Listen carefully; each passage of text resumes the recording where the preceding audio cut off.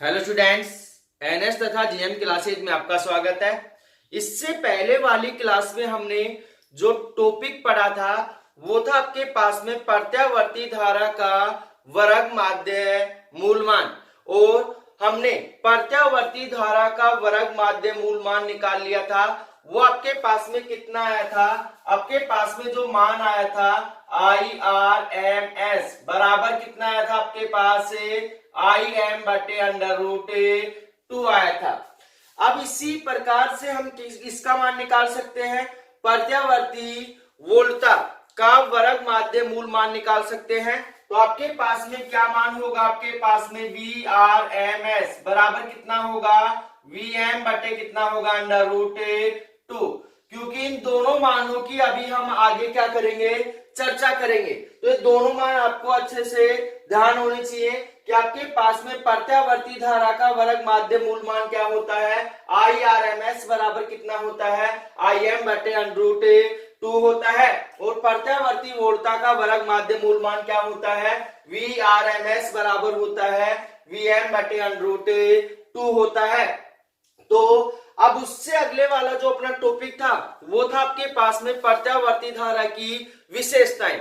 मैंने प्रत्यावर्ती धारा की विशेषताएं आपको अच्छे से समझा दी थी। उससे अगले वाला जो टॉपिक था आपके पास में वो था आपके पास में प्रत्यावर्ती धारा के दोष, और दोष भी मैंने आपको अच्छे से समझा दिए थे। जिसमें पहला दोष क्या था आपके पास में कि जो प्रत्यावर्ती धारा होती है वो दिष्ट धारा से क्या होती है? अधिक खतरनाक होती है। क्यों होती है? इसका रीजन मैंने आपको सोल्व करके अच्छे से समझा दिया था। क्योंकि आपके पास में जो प्रत्यावर्ती धारा है उसका जो शिखर मान है, क्या है? शिखर मान है वो क्या होता है आपके पास में? दिष्ट धारा से क्या होता है? बहुत अधिक होता है। सेकंड मैंने आपको समझा दिया था कि आपके पास में जो प्रत्यावर्ती धारा है वो क्या होती है? चालक तार की सतह के ऊपर प्रवाहित होती है, परंतु जो दिष्ट धारा है वो संपूर्ण सतह के अनुप्रस्थ काट क्षेत्रफल के ऊपर क्या होती है? प्रवाहित होती है। तो ध्यान रखना भाई, आपके पास में जो प्रत्यावर्ती धारा है वो सतह के ऊपर प्रवाहित होती है, परंतु आपके पास में जो दिष्ट धारा है वो संपूर्ण अनुप्रस्थ काट क्षेत्रफल के ऊपर क्या होती है? प्रवाहित होती है। अब आपके पास में प्रत्यावर्ती धारा की सतह के ऊपर प्रवाहित होने वाले प्रभाव को क्या कहते हैं? त्वचायिक प्रभाव कहते हैं। क्या कहते हैं? त्वचायी के प्रभाव कहते हैं। तो अब इससे अगले वाला जो टॉपिक आपके पास में वो टॉपिक आपके पास में फेजर आरेख। फेजर आरेख किसे कहते हैं? फेजर आरेख किस प्रकार से बनाते हैं? तो इसको अच्छे से समझना, क्योंकि आगे आने वाले प्रत्येक टॉपिक के अंदर हम क्या करेंगे? फेजर आरेख बनाएंगे। तो फेजर आरेख आपको यहाँ बनाना आना चाहिए। फेजर आरेख अगर आपने सीख लिया तो आगे आसानी से फेजर आरेख क्या कर लोगे? बना लोगे। क्योंकि बोर्ड एग्जाम के अंदर भी जो फेजर आरेख होता है 1 नंबर का आता है। कितने नंबर का आता है? 1 नंबर का। डेरिवेशन के साथ में बोला जाएगा कि इसका फेजर आरेख भी बनाइए, तो वहां पे अलग से प्रैक्टिकली क्या होगा? 1 नंबर होगा। तो ध्यान रखना इस बात का। तो अगला जो टॉपिक आपके पास में वो है फेजर आरेख।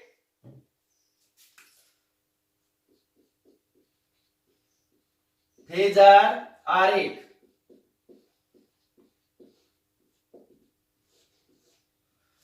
अब फेजर आरेख किसे कहते हैं?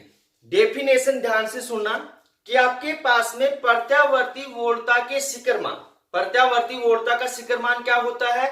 Vm, तथा प्रत्यावर्ती धारा के शिखर मान, प्रत्यावर्ती धारा का शिखर मान क्या होता है?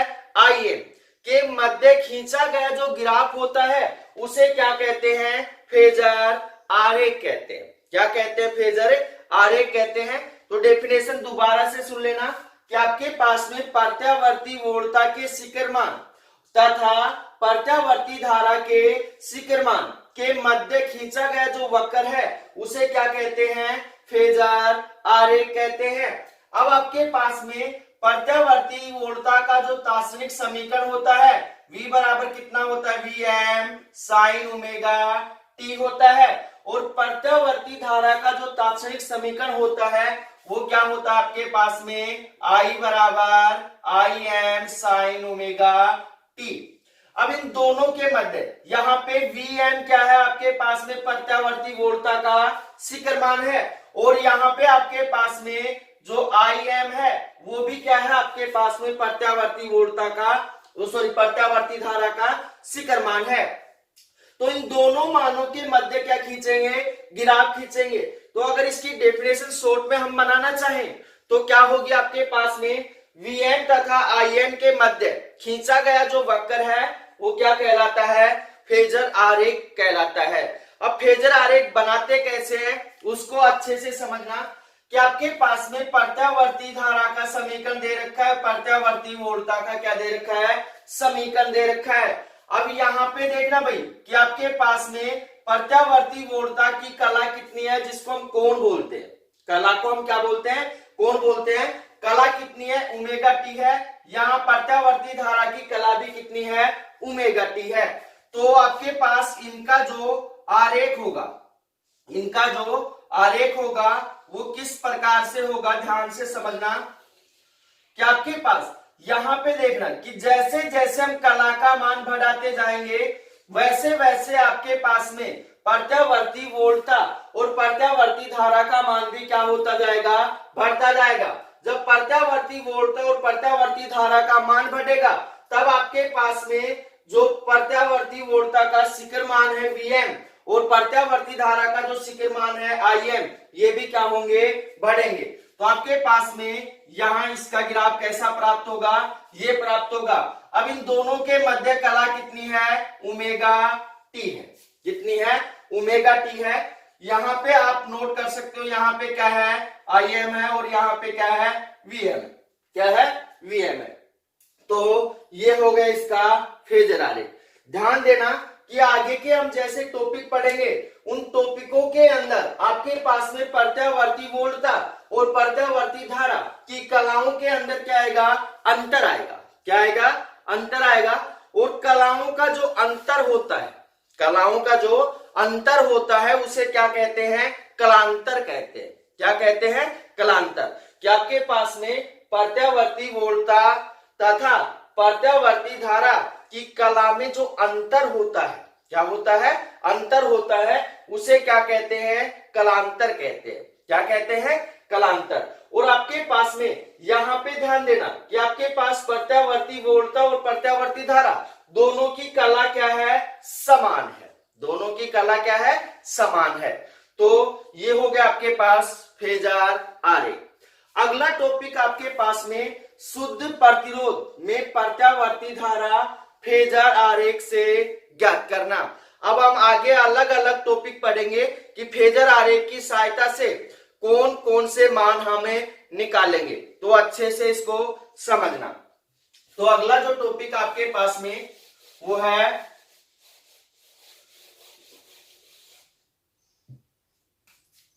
शुद्ध प्रतिरोध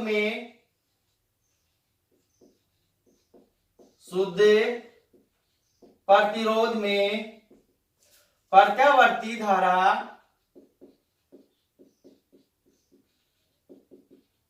फेजर आरेख की सहायता से ज्ञात करना।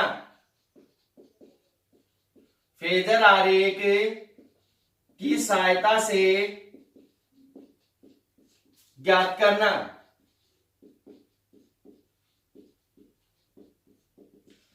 तो आपके पास में शुद्ध प्रतिरोध के अंदर प्रत्यावर्ती धारा फेजर आरेख की सहायता से किस प्रकार से ज्ञात करेंगे, वहां पे हम पता लगाएंगे कि आपके पास में प्रत्यावर्ती धारा और प्रत्यावर्ती वोल्टता के मध्य जो कला है वो कितनी है।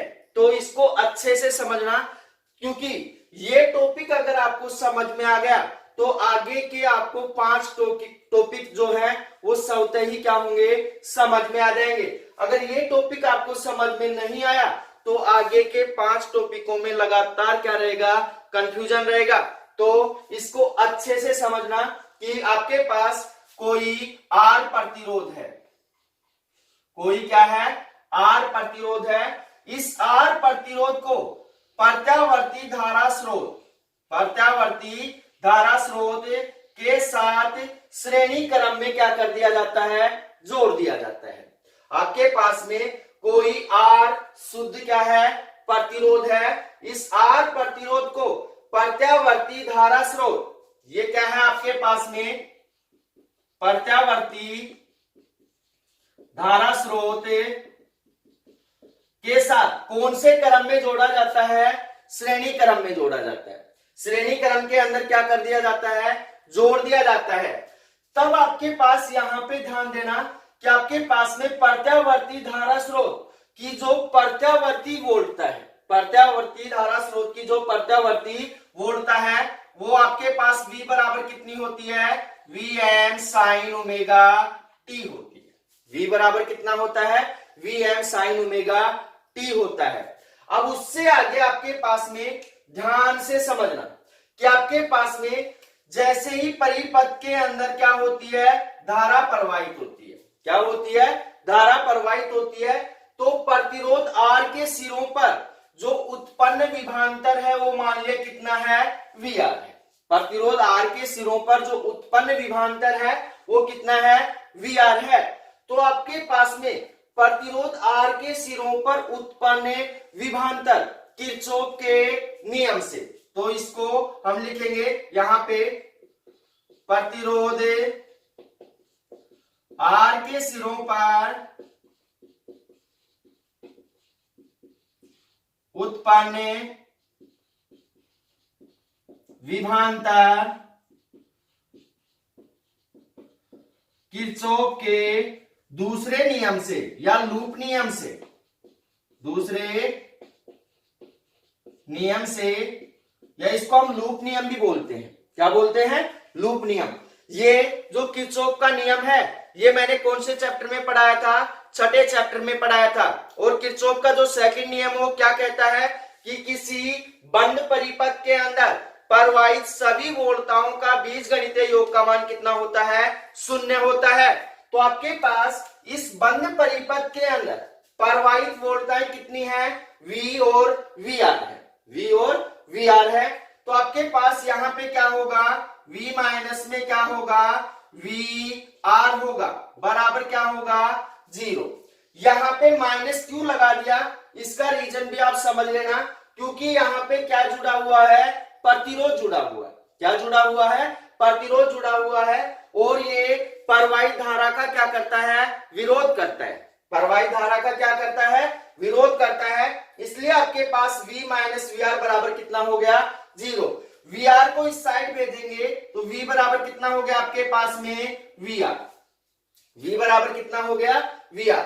अब आपके पास में V बराबर कितना दे रखा है, Vm sin ओमेगा t दे रखा है। तो यहाँ पे ध्यान देना कि V बराबर दे रखा है Vm sin ओमेगा t। तो आपके पास में VR बराबर कितना हो जाएगा, आपके पास में Vm sin ओमेगा t। समीकरण नंबर कितना आ गया, 1। समीकरण नंबर 1। तो दोबारा से समझ लेना इसको कि आपके पास में एक शुद्ध प्रतिरोध है जिसको प्रत्यावर्ती धारा स्रोत के साथ श्रेणी क्रम में जोड़ा जाता है, जिसमें प्रत्यावर्ती धारा स्रोत की जो प्रत्यावर्ती वोल्टता है V बराबर कितनी है, Vm sin ओमेगा t है। अब आपके पास में जब प्रतिरोध के सिरों पर उत्पन्न विभवांतर किससे निकालेंगे, किरचॉफ के नियम से। तो किरचॉफ के दूसरे नियम से V माइनस VR बराबर कितना हो गया, 0 हो गया। तो V बराबर कितना हो गया, VR हो गया। और V बराबर कितना मान दे रखा है, Vm sin ओमेगा t दे रखा है। तो VR बराबर कितना हो गया, Vm sin ओमेगा t। समीकरण नंबर कितना आ गया, 1 आ गया। अब उससे आगे देखना, यदि परिपथ के अंदर, जो परिपथ है इस परिपथ के अंदर t समय में, कितने समय में, t समय में I धारा प्रवाहित होती है। I धारा क्या होती है, प्रवाहित होती है। तब आपके पास में जो प्रतिरोध R है उसमें से प्रवाहित धारा, तो यहां पे लिखेंगे यदि परिपथ में t समय में I धारा प्रवाहित होती है, I धारा प्रवाहित होती है, तब आपके पास में I बराबर कितना हो जाएगा भाई, आपके पास में I बराबर हो जाएगा VR अपॉन में कितना होगा, R होगा। वी आर अपॉन में कितना होगा, आर होगा, क्योंकि आपके पास में यदि परिपथ में टी समय में आई धारा प्रवाहित होती है तब आपके पास आई बराबर कितना होगा, वी आर अपॉन में आर, क्योंकि परिपथ का जो प्रतिरोध है वो कितना है, आर है। तो यहाँ पे आपके पास में वी आर का मान किसके अंदर है, समीकरण 1 के अंदर है। तो यहां लिखेंगे समीकरण 1 से क्या मान होगा आपके पास में, आई बराबर कितना हो जाएगा, वी आर का मान कितना है, V M sine omega T बटे कितना हो गया आपके पास में, आर, बटे कितना हो गया, आर। अब आपके पास यहां पे ध्यान देना, आई बराबर हो जाएगा वी एम बटे आर, और कितना होगा आपके पास साइन ओमेगा टी। अब यहां पे आपके पास में जो वी एम बटे आर है, वी एम बटे आर है, वी एम क्या है आपके पास में, प्रत्यावर्ती वोल्टता का शिखर मान है। तो और उससे डिवाइड किसको कर रखा है, प्रतिरोध से कर रखा है। तो आपके पास ये जो मान है ये क्या कहलाएगा, प्रत्यावर्ती धारा का शिखर मान कहलाएगा। तो चूंकि आपके पास में Vm बटे आर बराबर कितना होगा आपके पास में, Im होगा, क्या होगा, Im, और जो Im है वो क्या है आपके पास में, प्रत्यावर्ती वोल्टता का प्रत्यावर्ती धारा का शिखर मान है। तो अब ये मान उठाकर यहां डालेंगे तो आपके पास में I बराबर कितना हो जाएगा, Im साइन ओमेगा टी, यह आ गया समीकरण नंबर 2, समीकरण नंबर 2। अब यहां पे ध्यान देना भाई कि आपके पास में प्रत्यावर्ती वोल्टता का जो मान है v बराबर कितना है, V M sine omega T है, और प्रत्यावर्ती धारा का कितना मान आ गया, I बराबर I M sine omega T आ गया। तो ये दो समीकरण बने यहाँ पे, v बराबर V M sine omega T, और आपके पास में I बराबर कितना है, I M sine omega T, I बराबर कितना है, साइन ओमेगा टी है। अब उससे आगे हम क्या करते हैं, वी एम तथा आई एम के मध्य साधारण क्या खींचते हैं, ग्राफ खींचते हैं। तो आपके पास में यहां पे ध्यान देना, इस साइड क्या रहेगा, समय टी रहेगा, और इस साइड आपके पास क्या रहेगा, प्लस वी एम और प्लस आई एम। इस साइड आपके पास क्या रहेगा, माइनस वी एम और माइनस आई एम। तो हम समय तथा वी एम और आई एम के मध्य क्या खींचते हैं, ग्राफ खींचते हैं। तो यहां पे ध्यान देना भाई कि जैसे जैसे आपके पास में समय बढ़ता जाएगा, जैसे जैसे समय बढ़ता जाएगा वैसे वैसे आपके पास में क्या होगा, वोल्टता का मान भी बढ़ता जाएगा। तो यहाँ पे क्या लिख दो आप, Vm है, और यहाँ पे क्या है, Im है। तो ध्यान देना कि जो आपके पास में डार्क लाइन है, डार्क लाइन किसको प्रदर्शित कर रही है, Vm को, और जो डॉट डॉट है वो किसको प्रदर्शित कर रहा है, Im को। तो आपके पास में यहाँ पे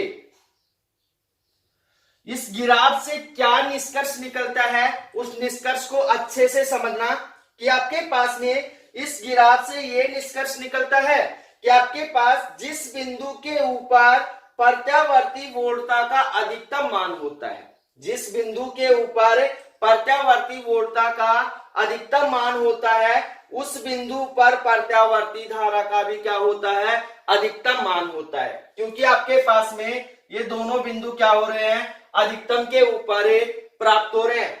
और जिस बिंदु पर प्रत्यावर्ती वोल्टता का न्यूनतम मान प्राप्त होता है, उस बिंदु पर आपके पास में प्रत्यावर्ती धारा का भी क्या होता है, न्यूनतम मान प्राप्त होता है। तो यहाँ पे आपके पास ये साधारण ग्राफ आ गया कि आपके पास जिस बिंदु के ऊपर प्रत्यावर्ती वोल्टता का अधिकतम मान होता है, उस बिंदु के ऊपर प्रत्यावर्ती धारा का भी क्या होता है, अधिकतम मान होता है। परंतु जिस बिंदु के ऊपर प्रत्यावर्ती वोल्टता का न्यूनतम मान होता है, उस बिंदु पर प्रत्यावर्ती धारा का भी क्या होता है, न्यूनतम मान होता है। अब इन दोनों के मध्य क्या खींचते हैं, फेजर ग्राफ खींचते हैं या आरेख खींचते हैं। तो आपके पास में फेजर आरेख किस प्रकार से होगा, उसको अच्छे से समझना। अब आपके पास यहाँ पे देखना v बराबर कितना है, V M sine omega T है, और i बराबर कितना, I M sine omega T है। तो यहाँ पे दोनों की कला क्या है, समान है, दोनों की कला क्या है, समान है। तो आपके पास में इसका जो ग्राफ होगा, यहाँ पे क्या होगा, आई एम होगा, और यहाँ पे क्या होगा आपके पास में, वी एम होगा, क्योंकि आपके पास दोनों की कला क्या है, समान है, दोनों की कला क्या है, समान है। कला को देखते हुए क्या बनाएंगे, इसका फेजर आरेख बनाएंगे। तो यहां पे ध्यान देना कि आपके पास जब किसी प्रत्यावर्ती धारा स्रोत के रास्ते में क्या जोड़ दिया जाता है, प्रतिरोध लगा दिया जाता है।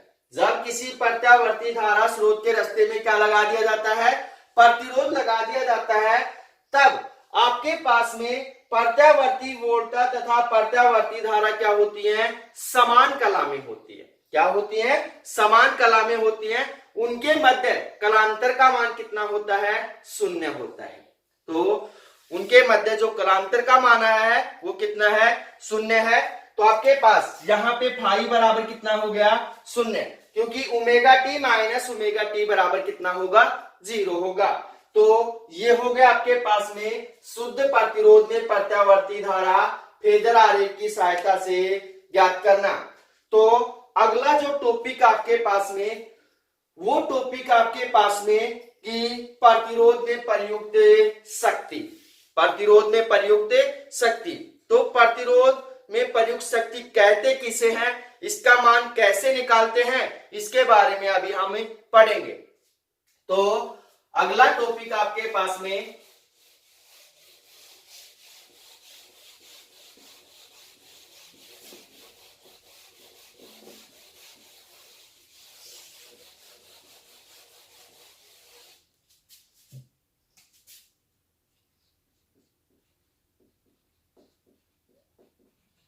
प्रतिरोध में प्रयुक्त शक्ति P। प्रतिरोध में प्रयुक्त शक्ति P का मान क्या करना है, हमें निकालना है। तो इसको अच्छे से समझना भाई कि आपके पास में प्रतिरोध के अंदर तात्क्षणिक शक्ति किसे कहते हैं, तात्क्षणिक शक्ति किसे कहते हैं। तो आपके पास यहाँ पे ध्यान देना कि आपके पास किसी विद्युत परिपथ के अंदर, किसी विद्युत परिपथ के अंदर प्रत्यावर्ती वोल्टता के तात्क्षणिक मान, प्रत्यावर्ती वोल्टता के तात्क्षणिक मान तथा प्रत्यावर्ती धारा के तात्क्षणिक मान के का जो गुणनफल होता है, प्रत्यावर्ती वोल्टता के तात्क्षणिक मान और प्रत्यावर्ती धारा के तात्क्षणिक मान का जो गुणनफल होता है, उसे हम क्या कहते हैं, तात्क्षणिक शक्ति कहते हैं। क्या कहते हैं, तात्क्षणिक शक्ति कहते हैं। तो आपके पास में यहां पे तात्क्षणिक शक्ति P बराबर कितना होगा आपके पास में, अभी मैंने डेफिनेशन के अंदर बताया है कि विद्युत परिपथ के अंदर प्रत्यावर्ती वोल्टता के तात्क्षणिक मान तथा प्रत्यावर्ती धारा के तात्क्षणिक मान का जो गुणनफल होता है उसे क्या कहते हैं, तात्क्षणिक शक्ति कहते हैं। इसलिए P बराबर हो जाएगा V इंटू आई, V इंटू आई। तो आपके पास में V क्या है, आपके पास में प्रत्यावर्ती वोल्टता का तात्क्षणिक मान है, और I क्या है, आपके पास में प्रत्यावर्ती धारा का तात्क्षणिक मान है। तो आपके पास V बराबर कितना हो जाएगा, Vm साइन ओमेगा टी। ये आपके पास में प्रत्यावर्ती वोल्टता का क्या है, तात्क्षणिक समीकरण है, और प्रत्यावर्ती धारा का जो तात्क्षणिक समीकरण होगा I बराबर कितना होगा, Im साइन ओमेगा टी होगा। तो ये दोनों मान उठाकर यहां डालेंगे तो आपके पास में P बराबर कितना हो जाएगा, P बराबर हो जाएगा Vm sign omega T into I का मान कितना है, Im sign omega T. I का मान कितना है, Im साइन ओमेगा टी।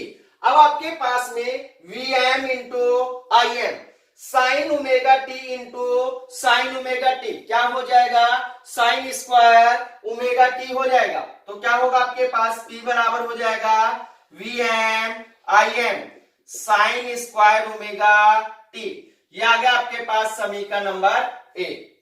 तो अब आपके पास में यहां पे जो समीकरण एक है, ये आपके पास में कौन सी शक्ति है?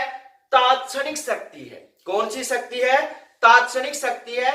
तो आपके पास में संपूर्ण एक चक्कर के अंदर जो औसत शक्ति होगी, तो यहां पे लिख रहा हूं मैं संपूर्ण एक चक्कर में औसत शक्ति, औसत शक्ति। तो आपके पास में औसत शक्ति को हम किससे प्रदर्शित करते हैं? पी एवरेज से। किससे? पी एवरेज से इसका माध्य निकाल रहे हैं। तो आपके पास में क्या होगा? पी एवरेज बराबर क्या होगा? समाकलन 0 से टी। क्योंकि आपके पास एक संपूर्ण चक्कर को कितने आवर्तकाल में पूरा होता है? 0 से टी में पूरा होता है। और क्या होगा? तात्क्षणिक शक्ति क्या है? पी है और dt बटे आपके पास कुल समय। कुल समय कितना है? 0 से टी है। और क्या हो जाएगा? dt। अब आपके पास में यहाँ p का मान किसके अंदर है? समीकरण एक के अंदर है। और समाकलन 0 से टी dt का मान कितना होगा? t होगा, क्योंकि इससे पहले वाली क्लास में मैंने ये मान निकलवा दिया था। तो इसको अच्छे से समझना कि आपके पास में यहां पे लिख रहा हूं समाकलन 0 से टी, dt बराबर कितना है? कैपिटल टी है। और p का मान किससे डालेंगे? समीकरण एक से। तो यहां लिखेंगे समीकरण एक से। तो दोनों मान उठाकर यहां डालेंगे तो आपके पास में पी एवरेज बराबर क्या मान होगा? समाकलन 0 से टी। p का मान कितना है? Vm Im sine square omega T. और क्या होगा? dt बटे कितना हो गया? t हो गया। अब यहां पे देखना Vm Im क्या है? आपके पास में नियतांक मान है। इसको क्या करेंगे? बाहर निकालेंगे। तो आपके पास में P एवरेज बराबर कितना हो जाएगा? Vm Im बटे कितना हो गया? t हो गया। बटे कितना हो गया? t हो गया। अब उससे आगे आपके पास में यहां पे क्या मान होगा? समाकलन 0 से t। और क्या हो गया? साइन स्क्वायर ओमेगा टी और dt। अब ये मान मैंने पिछले क्लास में सोल्व करना आपको बता दिया था कि समाकलन 0 से t sine square omega T dt को हम किस प्रकार से सोल्व करेंगे। सबसे पहले हम इसको स्क्वायर से साधारण रूप में लेके आएंगे। तो साधारण रूप में लाने के लिए आपके पास में कल मैंने 3 सूत्र बताए थे आपको कि आपके पास cos 2 थीटा बराबर कितना होता है? 1 माइनस में 2 साइन स्क्वायर थीटा।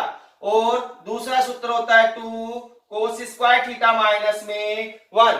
और जो तीसरा होता है cos स्क्वायर थीटा माइनस में साइन स्क्वायर थीटा होता है।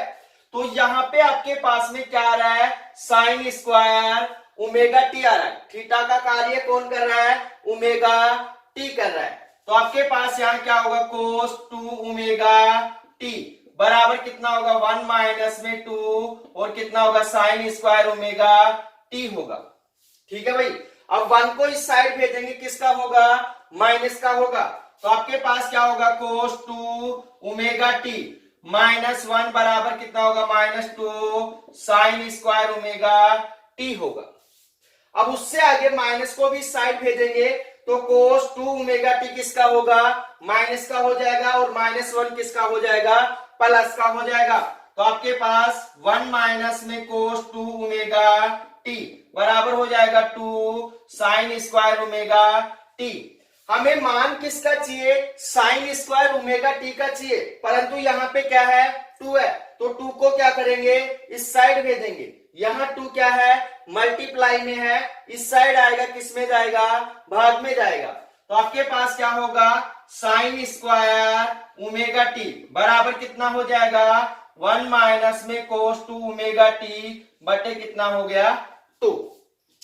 तो यहां इसके नीचे लिखेंगे कि साइन स्क्वायर ओमेगा टी का मान समीकरण 2 में रखने पर।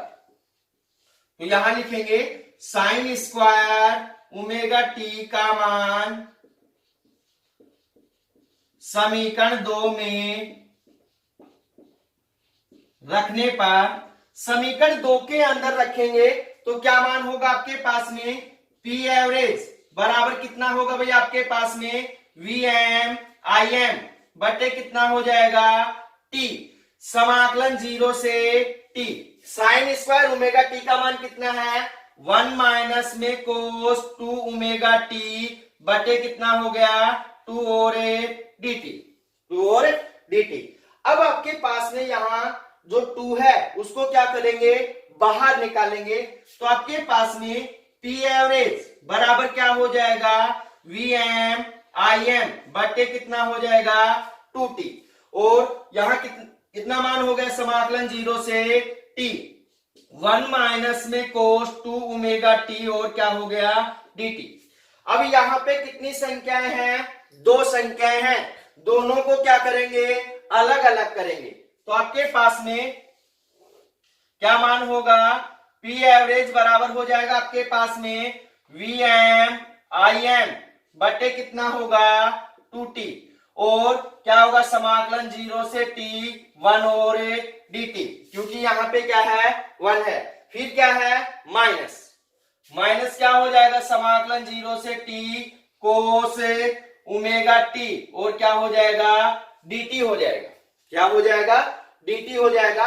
अब आपके पास यहां पे ध्यान देना कि आपके पास समाकलन 0 से t dt का मान कितना होगा, t होगा, कौन सा t, कैपिटल T होगा, तो यहां पे हम लिख सकते हैं समाकलन 0 से t 1 dt बराबर कितना होगा, t होगा, तो आपके पास में p एवरेज बराबर कितना मान होगा, वी एम आई एम बटे कितना हो गया, 2t हो गया, बटे कितना हो गया, 2t, और आपके पास यहां पे इसका मान कितना आ गया, t, माइनस यहां पे कोस का जो समाकलन होता है वो क्या होता है, साइन होता है, परंतु यहां पे ओमेगा टी, टी नहीं है, इसका साइड में ले जाकर क्या करेंगे, अवकलन करेंगे, और आपके पास क्या बाहर आएगा, ओमेगा बाहर आएगा, क्या बाहर आएगा, ओमेगा बाहर आएगा, सॉरी आपके पास यहाँ पे कितना है, कोस 2 ओमेगा टी है, तो यहां पे भी क्या होगा आपके पास में, कोस 2 ओमेगा टी और dt होगा, तो ये मान छूट गया था, तो इसका ध्यान रखना, आपके पास में यहां पे कोस का क्या होगा, सबसे पहले साइन होगा, तो यहां हो गया आपके पास साइन 2 ओमेगा टी बटे, पर यहां पे 2 ओमेगा टी, टी नहीं है, इसका साइड में ले जाकर क्या करेंगे, अवकलन करेंगे, तो क्या होगा आपके पास, 2 ओमेगा बाहर आ जाएगा, dt बटे dt का मान कितना होगा, 1 होगा, तो यहां पे क्या हो जाएगा, 2 ओमेगा, और इसकी लिमिट कितनी है, 0 से t है, इसकी लिमिट नहीं डाली है भैया अभी हमने, अब इसके अंदर क्या डालेंगे, लिमिट डालेंगे, कैसे डालेंगे वो अभी हम सोल्व करते हैं।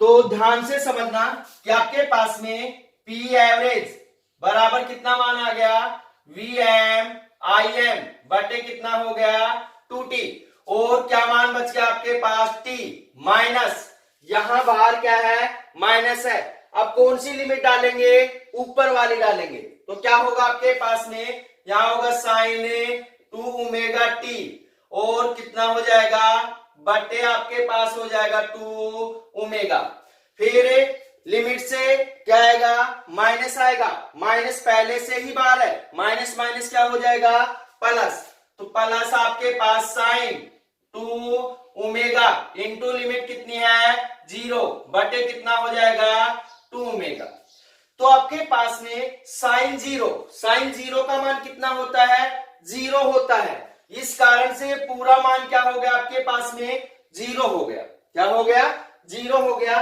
मान क्या बच गया आपके पास में, पी एवरेज बराबर कितना हो गया, वी एम आई एम बटे कितना हो गया, 2t हो गया, और इंटू t माइनस में साइन 2 ओमेगा t बटे कितना हो गया, 2 ओमेगा। अब उससे आगे हम जानते हैं कि ओमेगा बराबर कितना होता है, 2 पाई अपॉन में t होता है, क्या होता है, 2 पाई अपॉन में t होता है, तो ये मान उठाकर यहां डालेंगे, तो आपके पास पी एवरेज बराबर कितना होगा, वी एम आई एम बटे कितना होगा, 2t होगा, और यहां कितना होगा, t माइनस में साइन टू इंटू ओमेगा का मान कितना है 2 पाई अपॉन में टी इंटू टी बटे कितना हो गया 2 ओमेगा।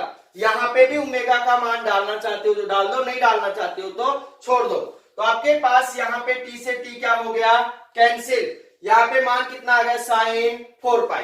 तो यहां लिखेंगे पी एवरेज बराबर हो जाएगा वी एम आई एम बटे कितना हो गया 2t और क्या हो गया t माइनस में साइन 4 पाई बटे कितना हो गया 2 ओमेगा बटे कितना हो गया 2 ओमेगा।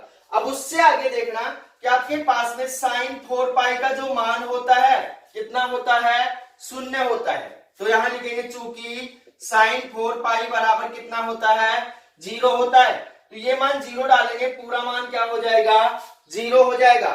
तो आपके पास में पी एवरेज बराबर कितना मान हो जाएगा वी एम आई एम बटे कितना हो जाएगा 2t इंटू टी से टी क्या हो गया कैंसिल हो गया। क्या मान बच गया आपके पास में, जो मान बचा है आपके पास में वो ये है पी एवरेज बराबर हो गया आपके पास में वी एम आई एम बटे कितना हो गया 2 हो गया बटे कितना हो गया 2। अब आपके पास यार 2 को हम क्या लिख सकते हैं 2 को हम लिख सकते हैं √2 मल्टीप्लाई √2 बराबर कितना होगा 2 होगा, कोई दिक्कत नहीं है। √2 मल्टीप्लाई √2 बराबर कितना होगा 2 होगा। तो आपके पास पी एवरेज बराबर कितना हो जाएगा वी एम बटे √2 इंटू आई एम बटे कितना हो जाएगा √2। तो पी एवरेज बराबर कितना मान आ गया वी एम बटे √2 इंटू आई एम बटे कितना आ गया √2। अब आपके पास यहाँ पे ये समीकरण हमें क्या बताना चाह रहा है उसको अच्छे से समझना कि आपके पास में प्रत्यावर्ती वोल्टता के वर्ग माध्य मूल मान आपके पास में यहाँ पे जो V बराबर कितना है आपके VRMS बराबर कितना आया था अभी मैंने समझाया जिससे पहले वाली क्लास में VM बटे कितना आया था √2 आया था और IRMS बराबर कितना आया था IM बटे √2। तो आपके पास ये क्या है प्रत्यावर्ती वोल्टता का वर्ग माध्य मूल मान है और IRMS क्या है आपके पास प्रत्यावर्ती धारा का वर्ग क्या है माध्य मूल मान है। तो इसको अच्छे से समझना, यहाँ पे ये समीकरण हमें क्या बताना चाह रहा है कि आपके पास में प्रत्यावर्ती वोल्टता का वर्ग माध्य मूल मान तथा प्रत्यावर्ती धारा का वर्ग माध्य मूल मान का जो गुणनफल होता है क्या होता है गुणनफल होता है वो क्या कहलाती है आपके पास में औसत शक्ति कहलाती है। तो डेफिनेशन दोबारा से सुन लेना क्योंकि औसत शक्ति के बारे में हम इस चैप्टर के लास्ट में भी बात करेंगे कि आपके पास में औसत शक्ति कैसे निकालेंगे, वहां पे दूसरा वे होगा। तो यहाँ पे औसत शक्ति हम किस प्रकार से निकाल रहे हैं उसको अच्छे से समझ लेना कि आपके पास औसत शक्ति किसे कहते हैं प्रत्यावर्ती वोल्टता के वर्ग माध्य मूल मान तथा प्रत्यावर्ती धारा के वर्ग माध्य मूल मान का जो गुणनफल होता है उसे क्या कहते हैं औसत शक्ति कहते हैं। क्या कहते हैं औसत शक्ति कहते हैं। तो इससे अगले वाले टॉपिकों के बारे में हम अगली क्लास में क्या करेंगे जिक्र करेंगे। इन टॉपिकों को अच्छे से पढ़ना भाई, क्योंकि इन टॉपिकों को आप अच्छे से क्लियर कर लोगे तो आगे के टॉपिकों के अंदर आपको कोई प्रॉब्लम नहीं होगी। तो अगर इन टॉपिकों के अंदर किसी भी भैया बहना को कोई भी प्रॉब्लम है तो आप कमेंट्स करके बता सकते हैं। तो मिलते हैं छोटे से ब्रेक के बाद। धन्यवाद।